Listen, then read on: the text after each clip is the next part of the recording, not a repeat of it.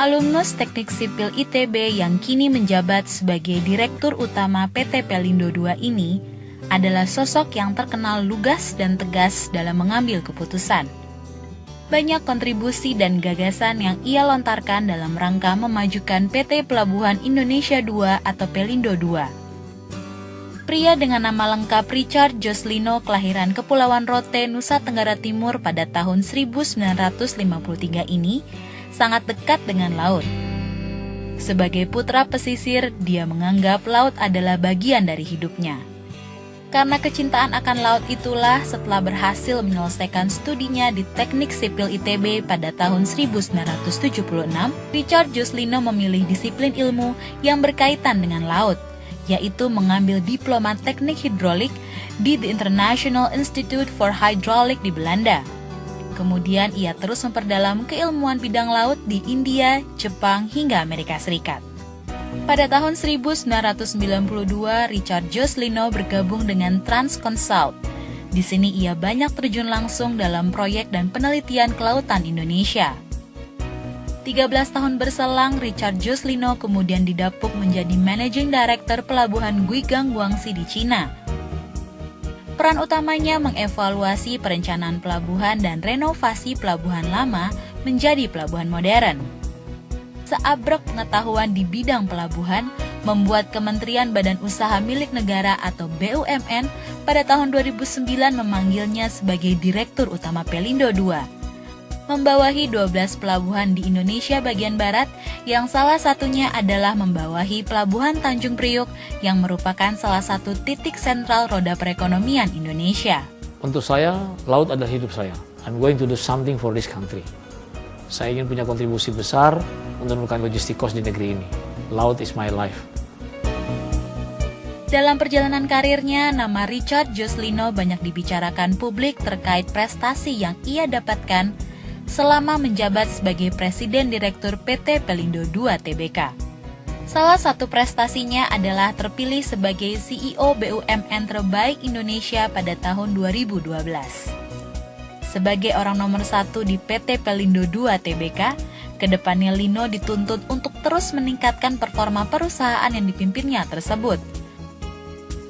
Hal itu bukan tidak mungkin, sebab Lino bilang laut adalah hidupnya. Ya, kita kembali lagi di Rumah Perubahan Renault Gasali. Tadi sahabat perubahan dan juga pemirsa di rumah, kita sudah sama-sama menyaksikan VT dari Pak RJ Lino. Selanjutnya kita akan menyaksikan bincang-bincang Pak Renault Gasali dengan Pak RJ Lino. Silakan Bapak untuk silakan Pak Lino. Ya, Pak Lino, kita bertemu beberapa kali dan saya merasa ada hal yang berbeda ketika Pak Lino masuk ke pelabuhan. Anda sebelum masuk ke Pelindo II, Anda sudah menjadi direktur di perusahaan asing. Betul? Ya. Di mana itu? Di China. Di China. Berapa tahun Anda menjadi pimpinan di China? 3,5 tahun. 3,5 tahun. Anda sudah kaya ya di sana? Kalau dia memandang seperti ini, tandanya super kaya ini. Karena begini, saya di pelabuhan itu kan sampai tahun 90. Anda sebelumnya sempat di pelabuhan sampai tahun 90. Lulus ITB, kemudian Anda kerja sebagai PNS. PNS, sekolah di Belanda, postgraduate di Belanda. Kemudian saya kerja di pelabuhan. Sampai tahun 90 itu saya berhenti. Berhenti, kemudian Anda? Berhenti, karena ribut lah sama orang pemerintah biasa. Ya, saya berhenti, saya bikin furniture 15 tahun. Anda bikin furniture 15 tahun? Waktu itu saya... Anda mirip Jokowi nih? Karena begini, waktu itu I want to do something good for the country. Ya. Kemudian ada satu poin di mana loh, kok malah nggak di-appreciate ya. Makanya saya menyatakan diri berhenti. Anda menyatakan diri berhenti. Kemudian so I do furniture for 12 years. Nggak ngerjain kaitan dengan pelabuhan sama sekali, furniture. Nggak ada hubungannya, furniture. Karena nggak mau kerja sama yang nggak ada kaitan dengan pemerintah. Karena Anda sudah kecewa di sana. Terus kemudian Anda pergi ke luar negeri. Kemudian sama teman itu kita akuisisi pelabuhan di China. Anda akuisisi pelabuhan di China. Nah, akuisisi itu kemudian redevelop, reorganize, redevelop, sampai tahun 2009 pemerintah minta saya balik. 2009 lagi asik di China, Anda diminta balik. Urusannya pemerintah lagi dong ini? Karena gini, jadi kenapa saya balik ya? Karena secara finansial saya nggak perlu kantor ini. Anda sudah tidak perlu ya. untuk mencari uang. Saya kan asal dari Indonesia Timur ya. Jadi laut is my Anda dream. dari Rote ya? Kakek saya dari Rote, nenek saya dari Lembata. Lembata tuh orang yang nangkap ikan paus itu. Ya, dekat Flores itu ya. Ya. Ibu saya orang Ambon. Dan Anda makannya ikan paus di sana. Ya, so, jadi brave is in my blood ya. Wah, luar biasa. Jadi ada Lembata.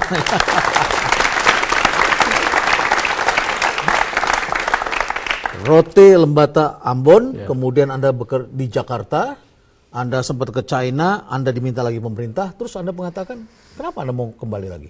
Jadi gini ya, waktu saya muda ya, one of my dream is gimana bisa nolong bangsa ini, ya, buat sesuatu yang baik untuk orang banyak. Kemudian saya dari muda tuh ingin, negara maritim segede besar gini kok punya pelabuhan seperti begitu. Terbengkalai semua. Terbengkalai semua, ya. Kemudian saya sebenarnya waktu saya berhenti itu pelabuhan Priok itu sebenarnya udah best di Asia, Pak. Pada waktu tahun 90. Ya, Priok hanya kalah dari Singapura, Hong Kong, sama pelabuhan di Jepang. The rest of Asia we are better. Ya. Nah, saya kan ngikutin secara nggak langsung. Ya. Kemudian waktu saya kembali 2009 ya. Itu udah nggak jelas lagi nomornya di mana. Karena yang lain sudah memperbaiki menjadi lebih besar, sementara di sini apa yang saya bangun tahun 80-an itu practically nggak ada penambahan, hampir 20 tahun. Kemudian dalam state yang sangat bad conditionnya, no maintenance ya, human resources nggak ada training dan sebagainya. Ya, jadi waktu diundang balik itu saya bilang, this time I do my national duty. Your national duty. Jadi whatever the problem, you will be there. I will face it and I don't care if people which I don't agree, I will fight with them. Jadi begini, waktu dipanggil Pak Sofyan Jalil itu, saya waktu balik saya mau balik ke pelabuhan dengan 3 kondisi. 3 kondisi, syaratnya 3 nih. 3. Pertama itu keuangan, ya. Itu hanya dinilai 20% dari bobot. Dulunya profit itu jadi penilaian utama. Kinerja Anda tidak mau diukur hanya dari kinerja keuangan. Keuangan hanya 20%. Keuangan 20%. 80% pelayanan. Oh, 80% pelayanan.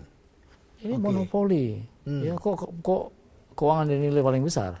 Padahal tanpa akibatnya apa-apa keuangan udah pasti bagus. Makanya waktu Pak Sofyan Jalil tanya saya, Pak Lino gimana pendapat Anda mengenai pelabuhan di Indonesia? Saya bilang, kesalahan terbesar ada di kantor Bapak. Jadi coba orang mau diangkat jadi dirut malah nyalain menterinya. Karena penilaian yang di kriteria keberhasilan direksi itu keliru. Kalau profit, rasio keuangan. Ya, bukan rasio kan, kalau nilainya profit, sehingga nggak ada seseorang direktur pun mau buat sesuatu yang jangka panjang. Karena investasi kan ada cost of money-nya. Kirim orang training ada cost of money-nya. Ngapain? Sementara itu mendingan kita hemat uangnya semua, untungnya besar. Ya, jadi nggak ada pun seorang pun mau buat sesuatu jangka panjang.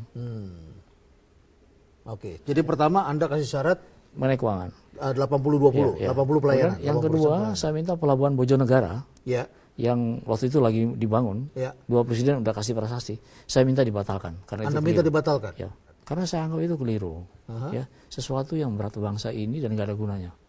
Bukan masyarakat. Menurut Anda yang harus diperbesar adalah Tanjung Priok? Jadi begini, waktu itu Bojonegoro itu kan 120 km sebelah barat Jakarta. Customer kita tuh 70% dari sebelah timur Jakarta. Jadi artinya customer kita harus membayar cost lebih untuk bawa ke sana. Kalau bikin pelabuhan yang baru harus lebih murah, bukan lebih mahal. Terus yang kedua, Jakarta lewat jalan, mesti lihat orang-orang itu kan lewat Jakarta. Kan mesti dia bikin jalan tol elevated hanya untuk orang lewat Jakarta. Untuk masuk ke Bojonegara ini. Terus yang ketiga, waterfront di situ hanya 3 km. Nah, 3 km ukuran Priok itu 15 tahun penuh. Saya bilang, saya insinyur pelabuhan yang belajar di Delft ya. Kalau bikin pelabuhan tuh harus umurnya 100 tahun, bukan 15 tahun. Jadi kalau 3 km itu tidak banyak yang bisa 15 tahun. Masa bikin pelabuhan 15 tahun penuh? Oke, itu alasan yang kedua Anda minta ditutup. Kemudian yang ketiga, saya minta ya, semua direktur di bawah saya harus saya yang pilih, bukan menteri. Kalau enggak saya nggak mau. Anda diktator sekali ya? No. Saya di offer kalau saya bisa kasih my term. Ini dealnya ya? Ini dealnya. Ini dealnya. Jadi kalau mau saya, ini syaratnya 3 ini. Termnya. Ya, kenapa Anda minta supaya direktur Anda yang tentukan? Karena nggak mungkin. Saya kerja sama orang yang nggak saya percaya.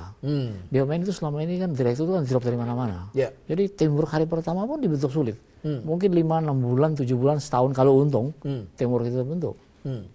Ya, jadi, dan masing-masing setia langsung kepada kementerinya, bukan kepada satu tim di sini. Itu menyulitkan sekali. Padahal saat itu yang saya hadapin kan saya sudah kebayang ini we are in the war. Ya. Siapa musuh Anda? whole society. Ya saya paling takut dulu dengan preman pelabuhan. Saya paling takut. Tapi kalau Pak Rinaldi sekarang lihat pelabuhan is different, Pak. Oh sekarang different. Saya sudah lihat. Ya, different. Saya sudah lihat tertata rapi dan lain sebagainya. Oke. Jadi kembali lagi. Jadi tahun 2009 Anda sedang asik-asiknya di sana, tiba-tiba Anda ditawarkan ke sini, disuruh memimpin pelabuhan yang kondisinya sedang demikian. Tapi Anda katakan saya siap karena ini adalah my civic duty, my national duty, dan Anda kasih syarat seperti 3 itu. Dan akhirnya dipenuhi. Ya. Dipenuhi. Oke. Kita lanjutkan nanti setelah ini. Ya. Intan. Oh, tadi Pak Lino bilang kan, lihat pelabuhan sekarang, ini benar-benar berbeda. Jadi pemirsa juga mungkin kita bisa melihat pelabuhan sekarang berbeda dengan pelabuhan-pelabuhan yang mungkin ada di konotasi kita. Mungkin dulu Pak Renald katakan, saya takut sama preman pelabuhan, tapi sekarang berbeda. Oke, itulah yang membuat Pak Lino kembali ke Indonesia, ingin membuat sebuah perubahan di negerinya. Perubahan apa yang sudah dilakukan? Anda jangan kemana-mana karena kami akan kembali lagi setelah yang satu ini, tetap di Rumah Perubahan Renald Kasali.